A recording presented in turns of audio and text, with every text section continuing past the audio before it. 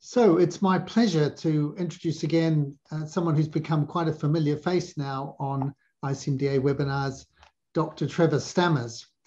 Trevor is editor of the New Bioethics Journal, and he was formerly Associate Professor of Bioethics and Medical Law at St. Mary's University in London, UK. And prior to that, he was a family doctor for 27 years before going into academic work. He's currently writing a book on the ethics of organ donation, and his latest book, together with Callum McCullough, The Ethics of Generating Posthumans, is due out in February 2022. So you can pre-order that, I think, fairly shortly. So Trevor, it's a great pleasure to have you back again and to hear you speaking on xenotransplantation. Is it a solution to organ shortages or not? Thank you. Thank you very much. Yes, thank you very much for having me back on this particular topic, which is one that I got into through writing a book on the ethics of organ donation and acquisition in general. And it's led me into some interesting territory that I never expected to explore.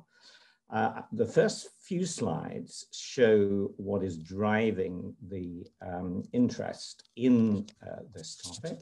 This is from the WHO Global Observatory on Donation and Transplantation that shows that for the last years for which global figures are available, there were about 154,000 transplanted organs and about a 5% increase on the previous year, which was 5% increase on the year before that.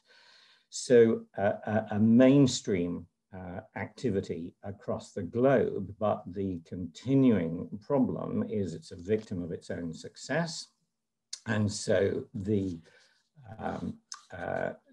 numbers of organs available are never able to meet the demand for them worldwide.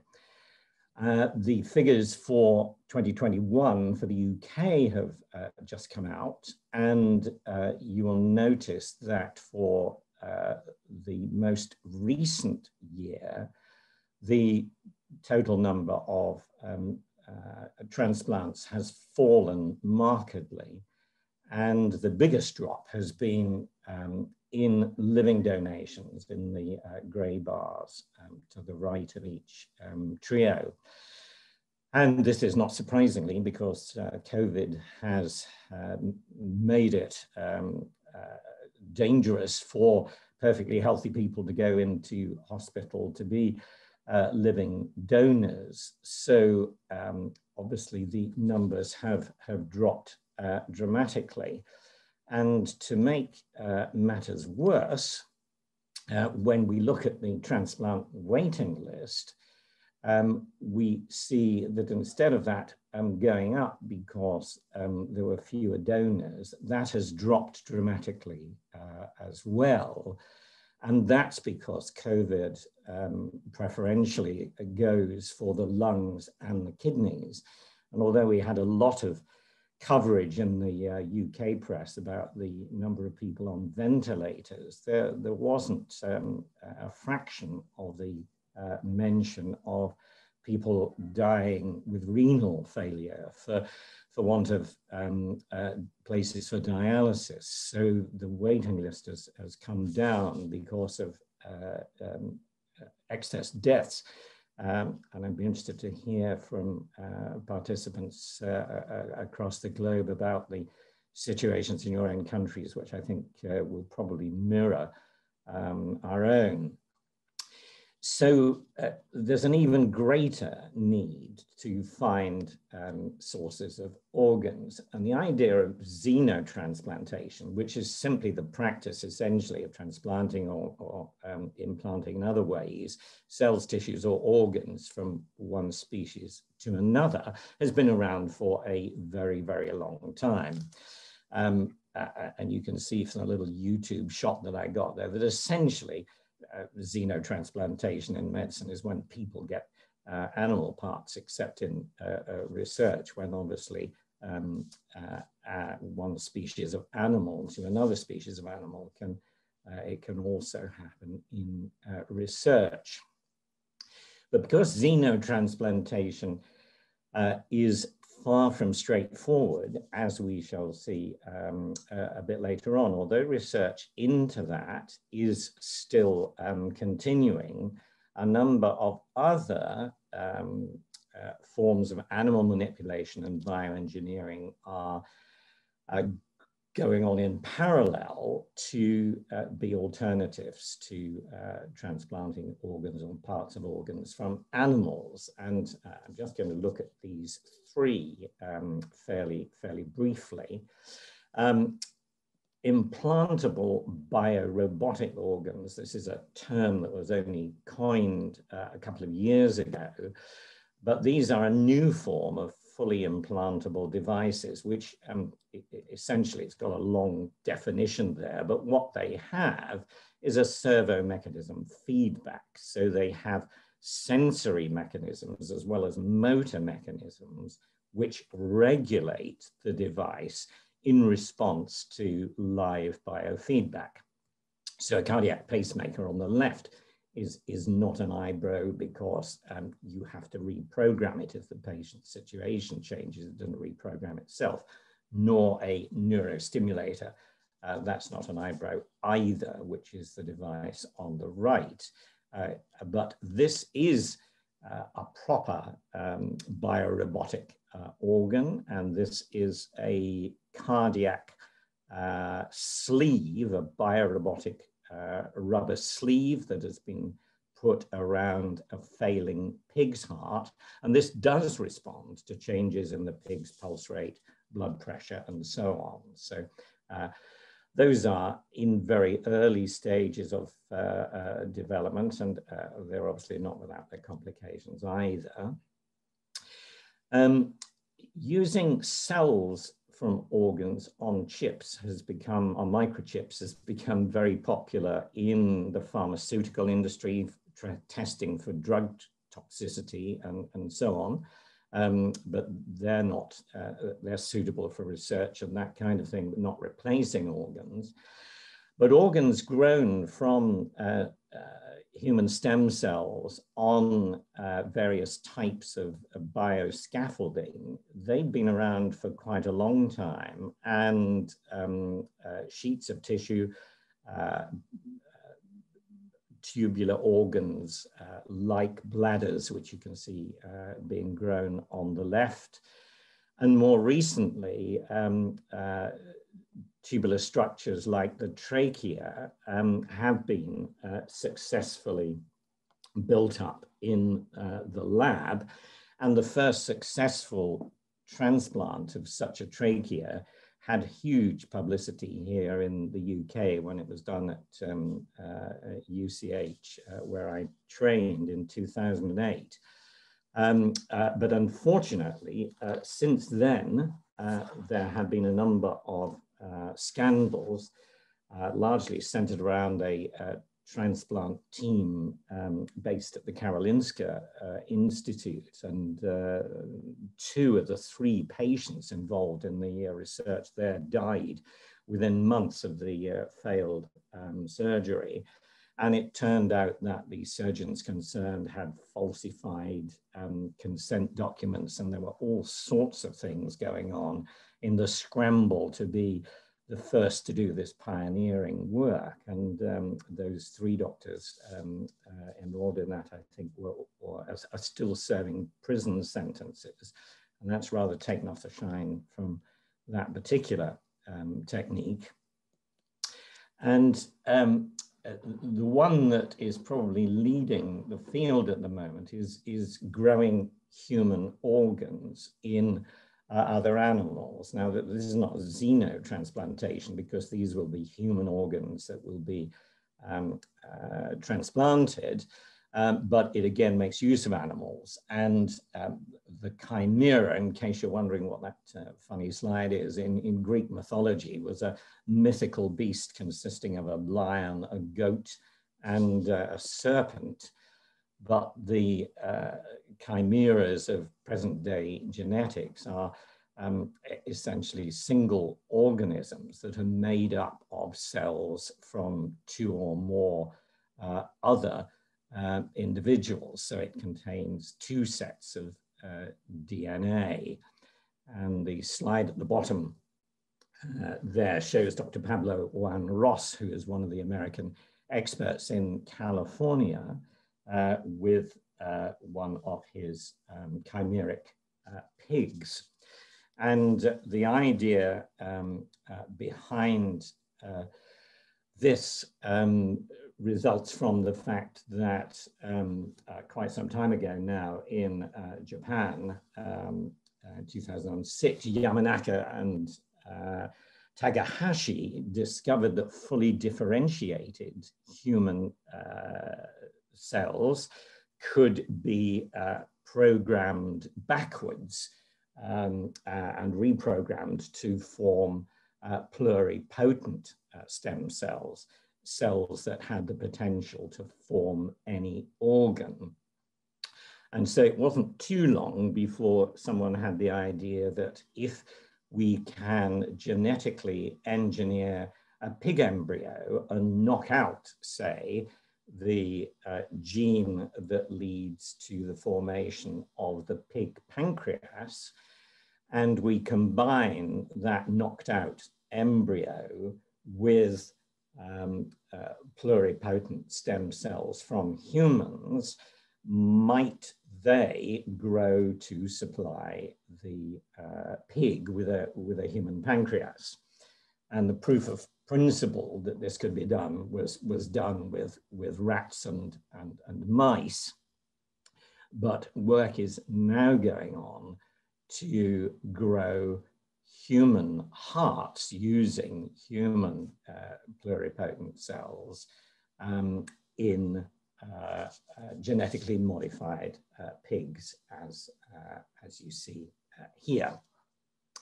Now, I'm going to come back to the some of the broader ethical issues relating to that shortly.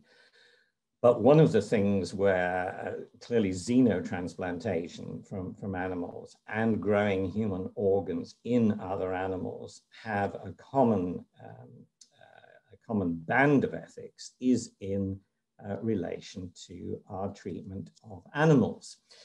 So the question, does God care for oxen, hit me for the first time this year in probably 40 years of Bible reading, and I'd never really noticed it before.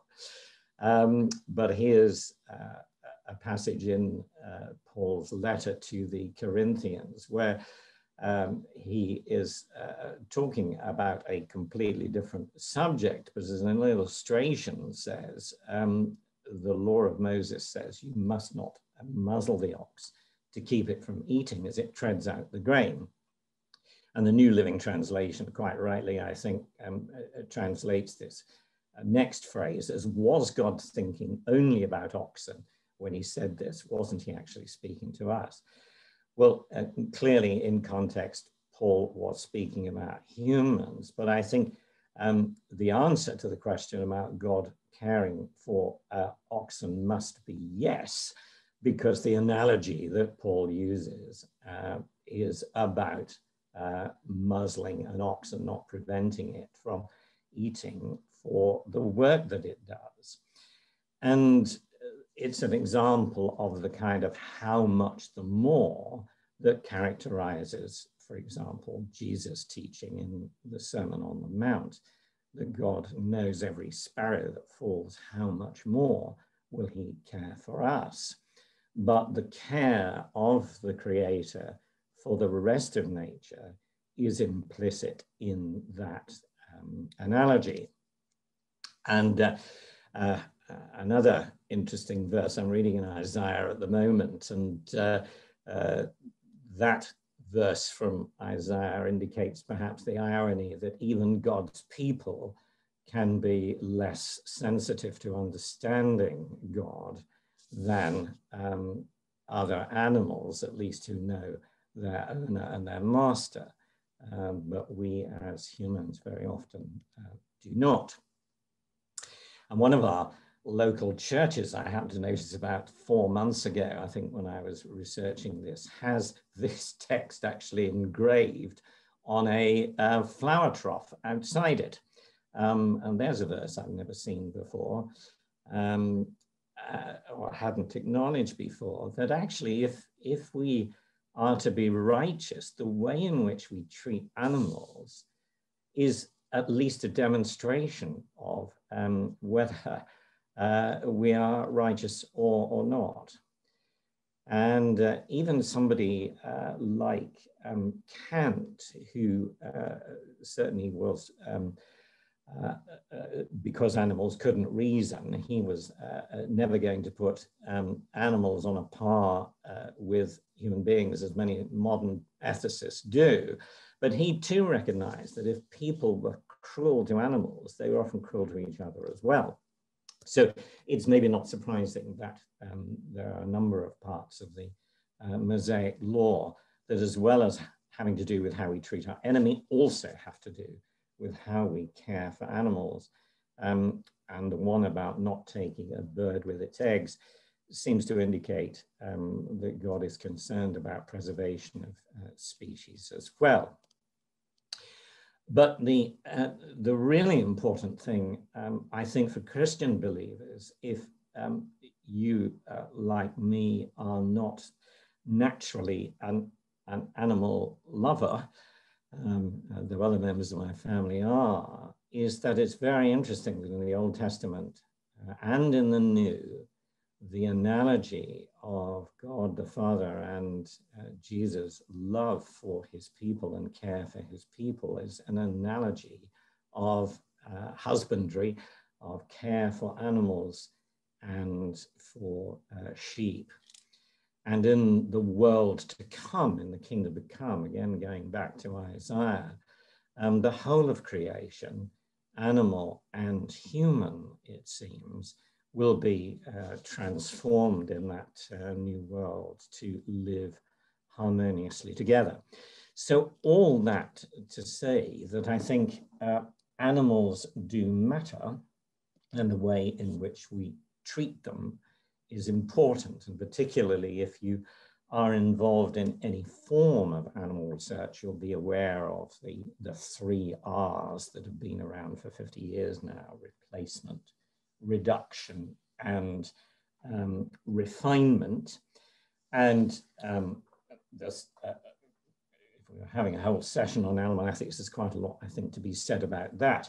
But there are some special issues that we will come across with regard to chimeric pigs used for growing human organs that I think make their life arguably much more distressing than farm-reared animals, because by the very nature of the task they're expected to perform, they have to be kept in isolation, they have to be kept in sterile conditions, very much like a bone marrow transplant patient might be in isolation. But of course, their fate ultimately will be an early death, as well as a short and sterile and socially deprived life. And that, I think, should at least raise questions that pass our minds. But coming to an area which, again, I think is very fundamental to theological thought, if you are combining pluripotent cells into the embryo of another animal, there are concerns that because those cells are pluripotent, what if they don't only grow into a heart or pancreas or whatever you're after, but what if some of those cells affect the pig's brain? Now, there have been human mice chimeras where just glial cells support and nutrition cells from the brain have been inserted into mice. And I certainly find it rather alarming that even those mice with the glial cells were much, much quicker at maze navigation tests than mice that did not have those cells.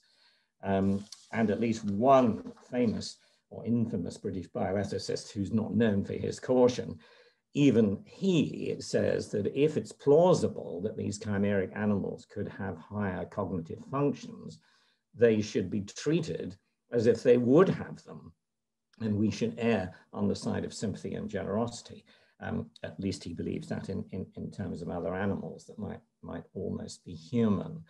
And there are some experiments recently that have shown that genetically enhanced pigs are able to play primitive video games with each other. So that is why the pig has a joystick. I can supply you the reference later. But these questions obviously have to do with fundamental questions as to who we are and who or what animals are, and the nature of the beast. And the moral, philosophical, and theological aspects of what we are creating with these chimeras are obviously hugely important if they are going to become a possible means of substituting organ donation from humans. And there is a big debate, I think, to be held here about what naturalness means and what naturalness means theologically. I think all too often, in wanting to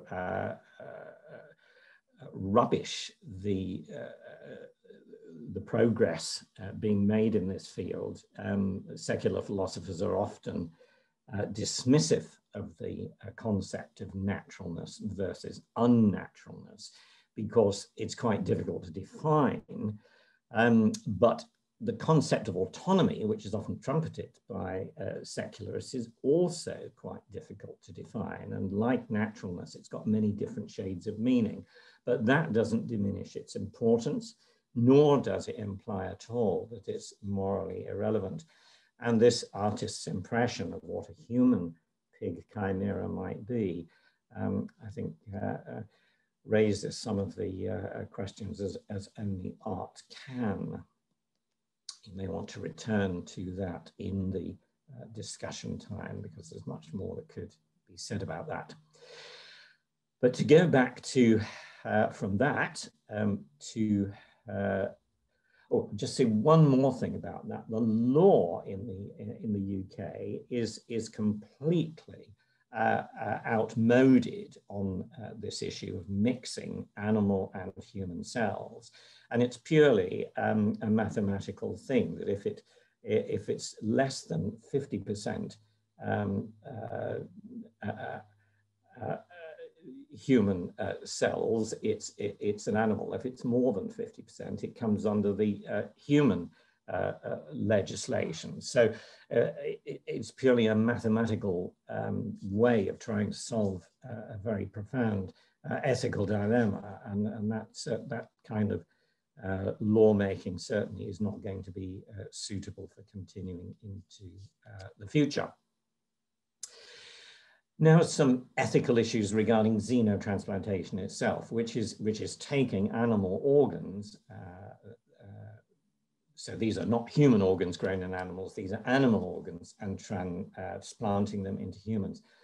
And in 1985, in the US, a surgeon called Leonard Bailey at Loma Linda University transplanted the heart of a baboon into a newborn infant, baby Faye, as the baby is known, for a congenital heart defect. Now, baby Faye died just 4 weeks after the transplant, and all the evidence that was available to doctors at the time indicated that that would be the outcome.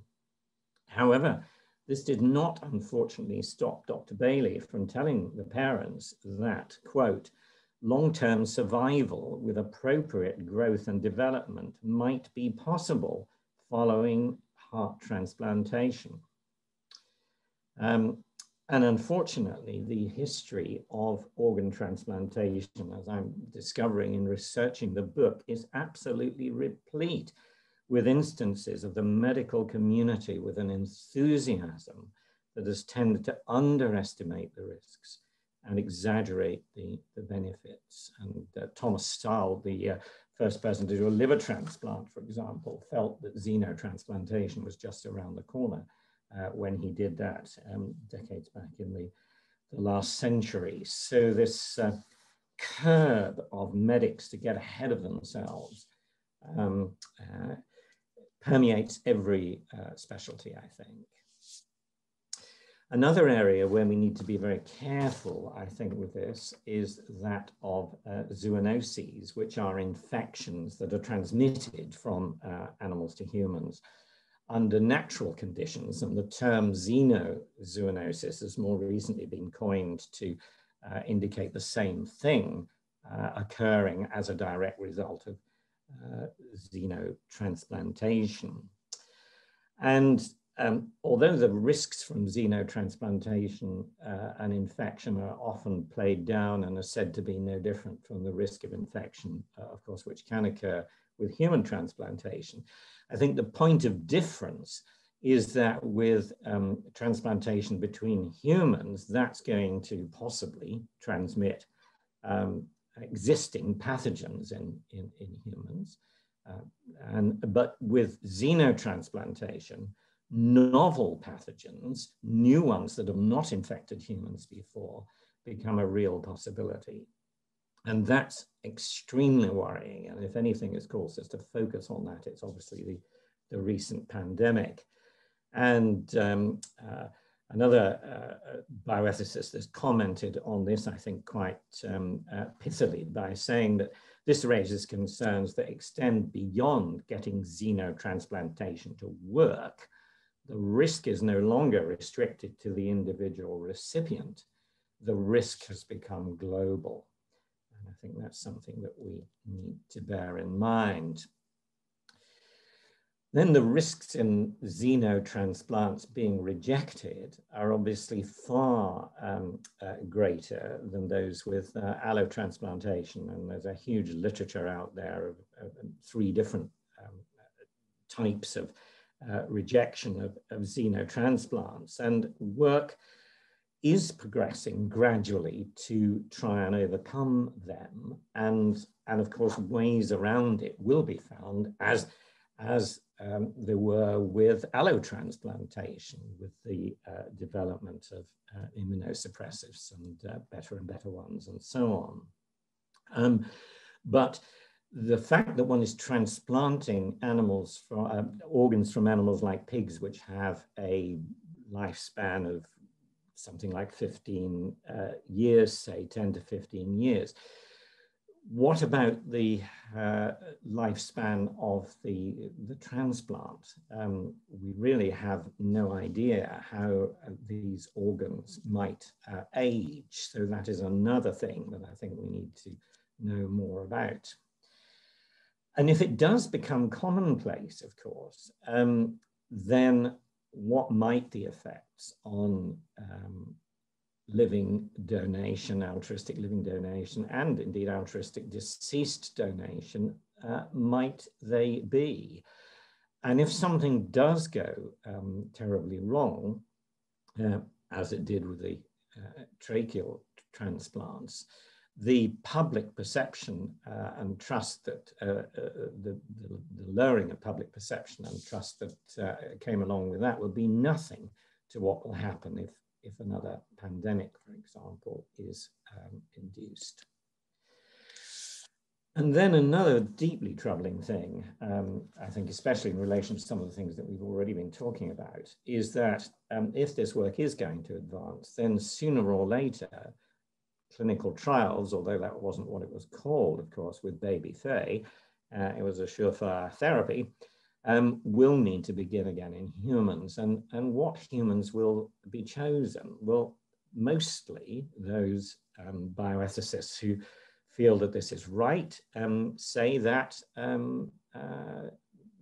very handicapped infants are the obvious choice. or anencephalic fetuses. Now, although some, as far as I know, secular bioethicists like Arthur Caplan, who's one of the doyens of American bioethics, argues against this on the basis that it would be upsetting to the families and relatives of those children.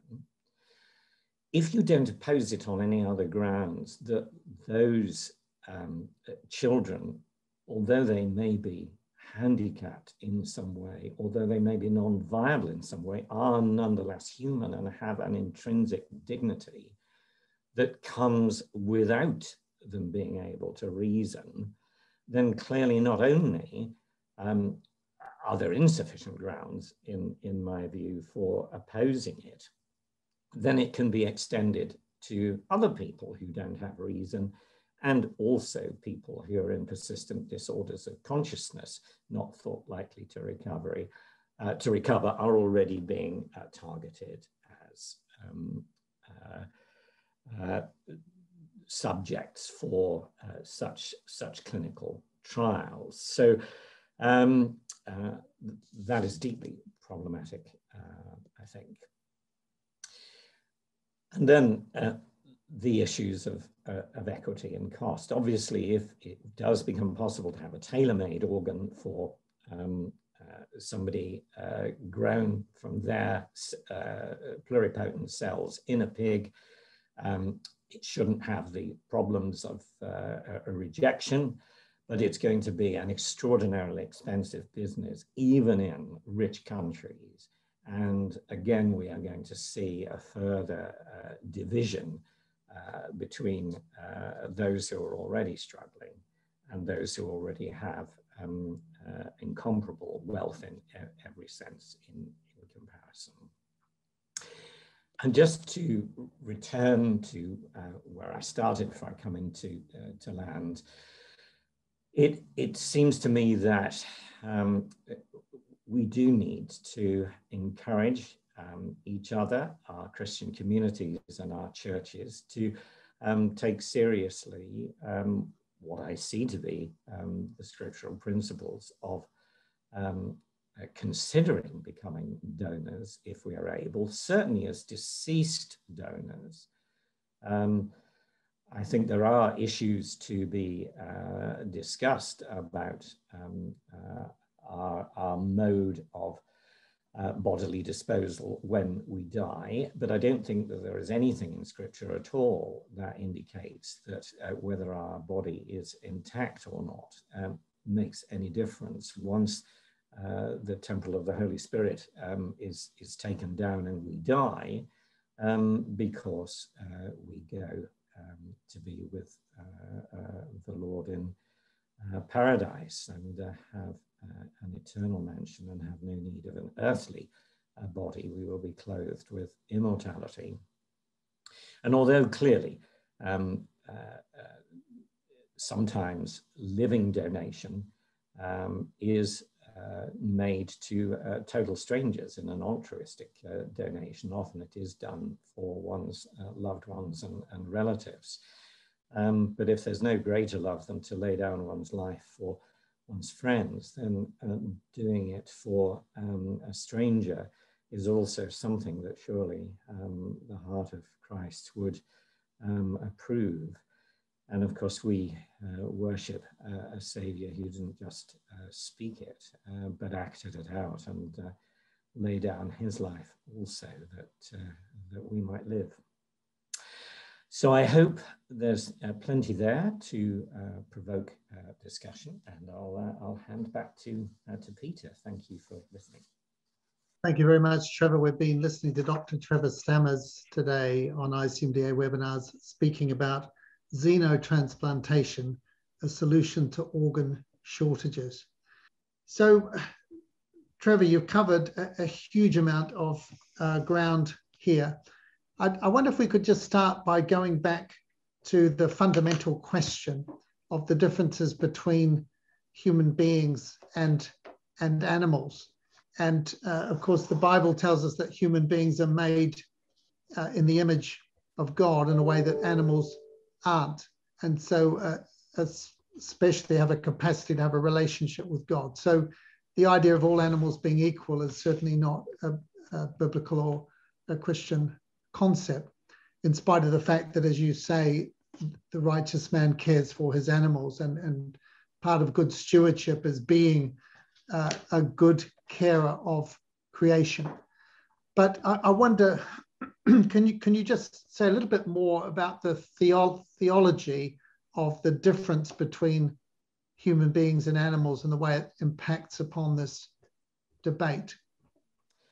Sure, I think that's a hugely important question, and of course the reason that it's been heightened, as with so many things, is it's been driven by a very vocal and prominent and indeed dominant voice within bioethics. And I don't think it's possible to answer the question without referring to the worldwide global influence of Professor Peter Singer, whose early writings on animal ethics, if they didn't actually coin the word, I think, speciesism, but they certainly made the concept world famous. The idea that just as it is racist to elevate one type of human being depending upon their race above another, so it is purely speciesist to make anything of mankind. We are just a highly developed ape. And that has, as you've already indicated, I think, no place in any of the Abrahamic religions, and certainly not in Christianity. And the Genesis mandate of mankind having stewardship over creation because of, I think, as you pointed out, that it's man alone as who has the capacity for a relationship with God. But along with that comes the responsibility of stewardship. But then I think Kant also bears a lot of the blame, along with one of my heroes of philosophy, John Locke, for linking a separate concept in their mind of personhood from being a human being.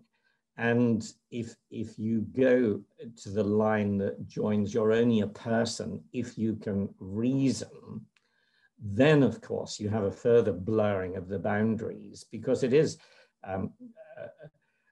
possible to argue, as Peter Singer does, that a healthy chimpanzee is of much more moral value than a severely retarded child. So I think it's become very, very difficult in the context where many people think like that to get the balance between the distinction between us and the rest of creation clear, because it's blurred by the other accusation, and rightly so, that because Christians think they're superior, they feel they have a right to abuse and creation, which clearly is also wrong. So I hope that's helpful. Yes, no, thank you for that. And it's a really important distinction, isn't it? That stewardship means caring for creation as God himself would care for it. It's not a license to exploit creation. Very helpful. But can we just come back a little bit more to this question of animal rights, though?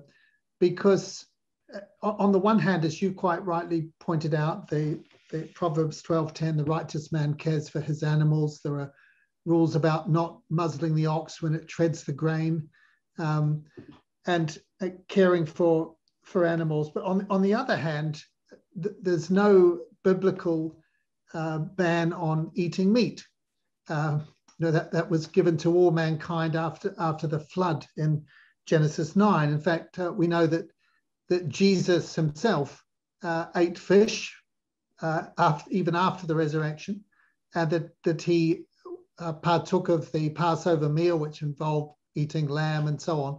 We also know that on one occasion, he did something which led to the deaths of 2,000 pigs in order to restore the sanity of one human being.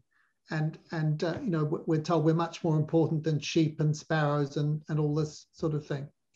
So is the objection to using animals, that an animal might die in order to give us life? Because that was the idea behind the whole sacrificial system as well. Is the objection to animals an objection in principle, or is it really just an objection in degree, something that we should, as you say, follow the three R's of experimentation with replacement, reduction, and refinement, and so on? But is it actually a ban against using animals per se when we look at all those other scriptures, or is it really a matter of how we do it? Yeah, I think it's a matter of how we do it and a matter of degree, isn't it? And as you've rightly put, there are many elements from Jesus' life, and of course I took many of the verses from the Old Testament law, and what I didn't do was put up all the laws about the details in which animal sacrifices were to be made.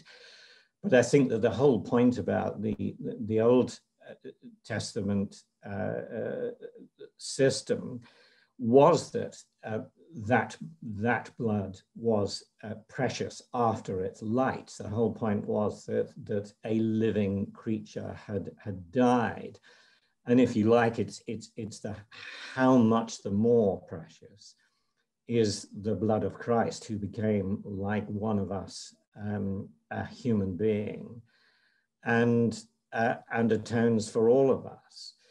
So clearly there is a ranking, and it's interesting, and others may comment on this in the chat. In writing the book, one of the things I didn't touch on this talk is that although I think it is important as doctors that if we're using products already, be it skin substitutes or replacement valves and so on that contain pig or animal products, that it's part of informed consent that our patients should know that those products are in them. It's particularly for Orthodox Jews and Muslims that it's important to know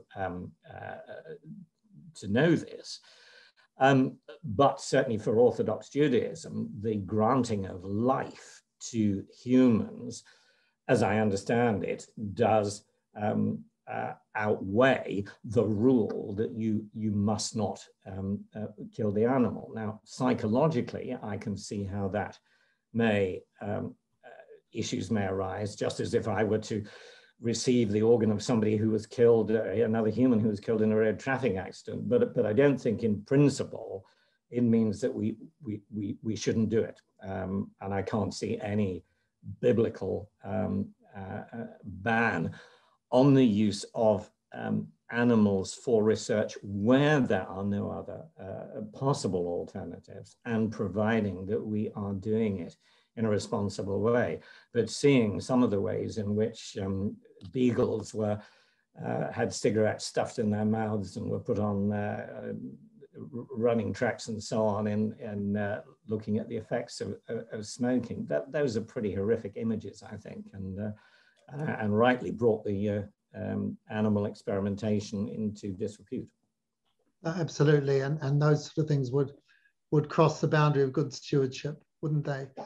But so if there's no objection in principle to the use of animals, is it a case of where one draws the line? If we think, for example, about there's a biblical ban, isn't there, on the Old Testament about mating members of different species, for example.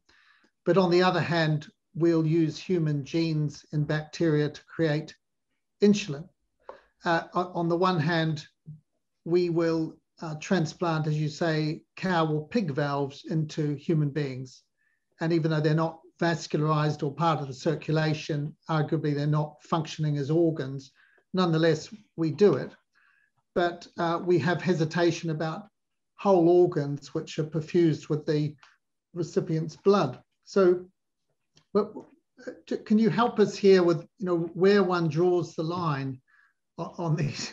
Have we sacrificed the principle already by going too far, or if not, what are the principles that help us as Christians to draw the line to saying, well, this is acceptable, but this really crosses a boundary? This is an enormously stretching question, I think, in two ways. One is because I think the spiritual principle that is at stake both in the Mosaic Law and the New Testament amplifications, and in some ways, obviously, superseding it, is one of purity. And as I understand these laws, they all relate to the fact, throughout Scripture that our God is a consuming fire, and his eyes are so pure that they cannot behold iniquity, and that's a very sobering thought. Now, that said, when we move from Judaism to Christianity, I think Christians seem very divided on how much of the Mosaic Law applies. I mean, I certainly have met Christians who, in all seriousness, will not eat black pudding because they believe it to be sinful. I don't eat it because I don't particularly like it. But joking aside, for some, that means, of course, that you have tried it, Trevor. So, indeed, guilty. But I lean towards the fact that actually there is a sense in which Christ totally supersedes the Mosaic Law. But you don't have to agree with me on that. I think to see that the sorts of things that we've been talking about don't, in principle, I think, matter for Christians today, but the trajectory that they may follow and what they might signify, I think, does need to be very, very carefully thought about. And certainly our secular colleagues, as with the bioethicist I quoted, who's worried about a pig beginning to talk kind of thing, this is something for everyone to be concerned about.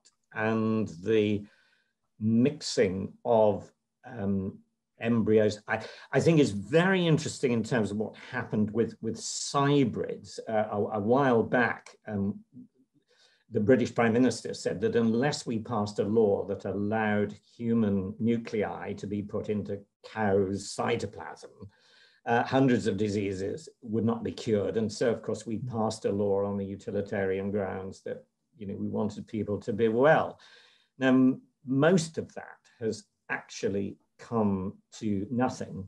And I don't think God is obliged at all. God is not obliged at all, but he's certainly not obliged to correct our mistakes without allowing us to create horrors in all sorts of ways. So I very much stray into the precautionary principle, and I'm uneasy about a lot of this.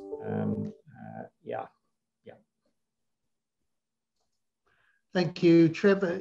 You started off with some really overwhelming statistics about the number of transplants per year, 154,000 worldwide, I think was the figure.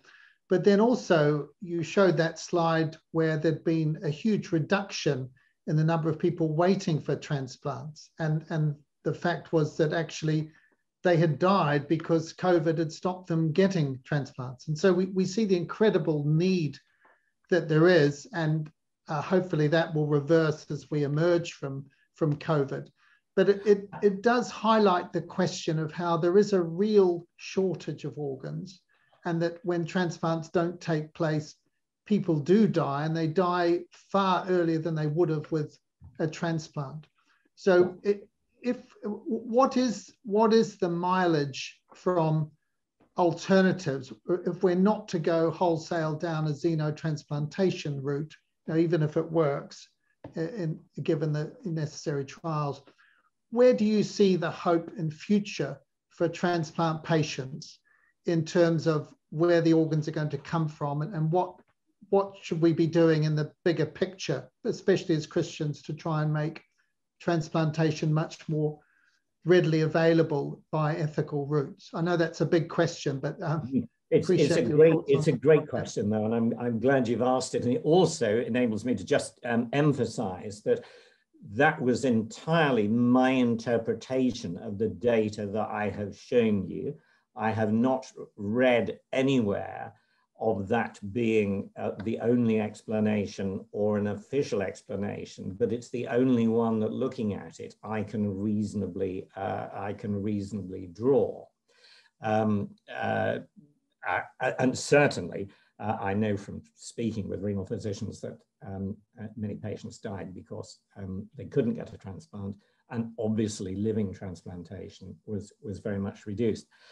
Now, coming to going forward, this is something that really touches home, because I'm aging now, and I'm much more likely to be in need of an organ than I am in donating it. So from a selfish point of view, I want the optimal number to be out there, but also I think to do good in the world, as I've indicated from some of those scriptural allusions, I think it's important that as many Christians as possible donate blood and are willing to donate organs.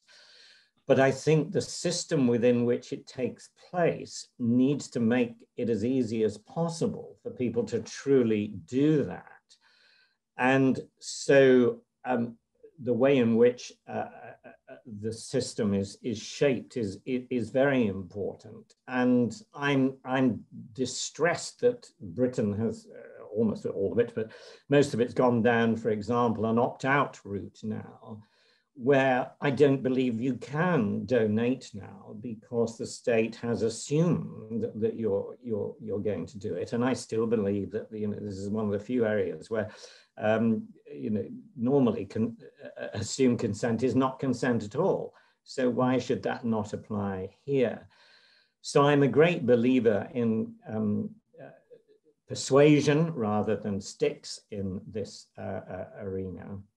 And it's interesting that in different countries that have introduced various forms of coercion, I've been looking at Singapore recently, which has a fairly hard opt-out system.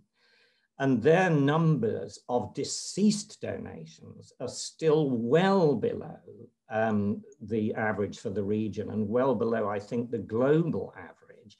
And that's because, as all of the papers refer to looking at this, within the culture, there is still a hesitation about not having an intact body at death. And so I think this is where religious literacy and religious understanding and being able to shape your policies and your infrastructure to maximize on the local situation to get the optimal numbers of deceased and living donations is really important. And so in a way, some of the things that I've been talking about today could take one's eye off the ball of doing that, because ultimately the best way forward is to have more people willing to donate. Yes, and especially we see it with blood donation, don't we? But as you've already referred to, greater love has no man, that Christ laid down his whole life for us. And Paul also talks in the letter to the Galatians, doesn't he, about they loved him so much they were willing to take their eyes out to help cure his blindness, even though the technology wasn't available. So there's something peculiarly Christian involved in the self-giving sacrifice of giving an organ either before or after death, provided it's done in an ethical way. Yeah. I wonder if we could just go back, and I'm conscious we're almost running out of time, and this might sadly be our last question, but I wanted to come back to this question of infections crossing the species barrier, because as we all know, we're currently laboring under the COVID pandemic, and regardless of whether you think it escaped from a lab in Wuhan or came from a wet market or whatever, that there's pretty much no doubt that this was a virus that crossed the species barrier, much like bird flu and Ebola and MERS and others before it did. Now, it seems to me that this would be a very powerful objection to using whole organs transplanted as opposed to just valves. Can you tell us a little bit about the evidence of perhaps in other species of infections crossing the species barrier and causing trouble as a result of transplants? Well, when you look at the literature on this, you find that there are those who will, as we talked about with Leonard Bailey with baby Faye, play everything down. With pigs, for example, we know that not only do pigs transmit between other pigs, things called PRV, P-R-V, small s, which are porcine endogenous retroviruses. But they also have these things incorporated into their genome. Yeah. So if you want to minimize the danger, you emphasize the fact that the evidence that those endogenous retroviruses can be transmitted to humans is very low.